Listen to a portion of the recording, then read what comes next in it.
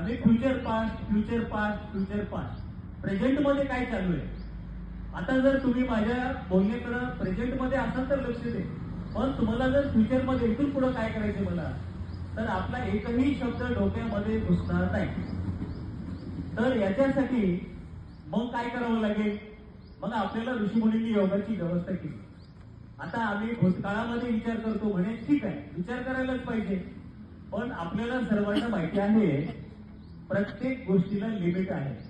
बरोबर आहे, साखर आहे पण लिमिट पेक्षा जास्त खाल्ली तर काय होतं सर्वांना माहिती आहे. तर प्रत्येकच गोष्टीला लिमिट आहे. लिमिट क्रॉस केलं की त्याचे इफेक्ट म्हणजे त्याचे दुष्परिणाम आपल्या समोर येतात.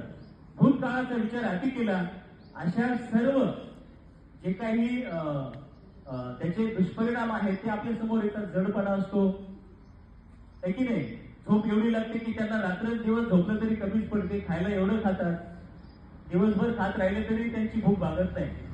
तर मग असे विद्यार्थी शाळेमध्ये आल्यावर सुद्धा जांभळ्या देत बसतात आणि झोपतात.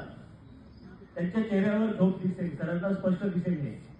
आणि दुसऱ्या साईडला एक सोप्या शब्दामध्ये चुस्त आणि सुस्त, राईट साईडचा प्रॉब्लेम असेल, टेम्परेचर जास्तीच असेल, ओव्हर टेम्परेचर असेल तर शांतच बसत नाही, माकड चाळी सुरू असतात. सरांना म्हणावं लागतं शांत बसा शांत बसा शांत बसा. तर हे बॅलेन्सिंग, परत मी फिरून त्या विषयावर आहे. बॅलेन्सिंग जे काही आपला सब्जेक्ट आहे त्याच्याशी धरून मग ह्या योगाचा आपल्याला फायदा काय होईल, आपण पूर्ण बॅलन्स होईल आपल्यामध्ये.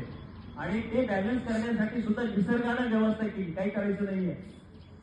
बघा, आपल्या बॉडीमध्ये जास्तीचं टेम्परेचर झालेलं आहे तर ते टेम्परेचर आकाशाच्या दिशेने जातं. आमच्याकडे एक कृती असते, आता गुरुत्वाकर्षणाच्या अपोजिट फक्त एकच गोष्ट वर जाते, ती म्हणजे अग्नी. अग्नी सोडून वर काहीही जात नाही, है की नाही. तसंच आपल्या बॉडीमध्ये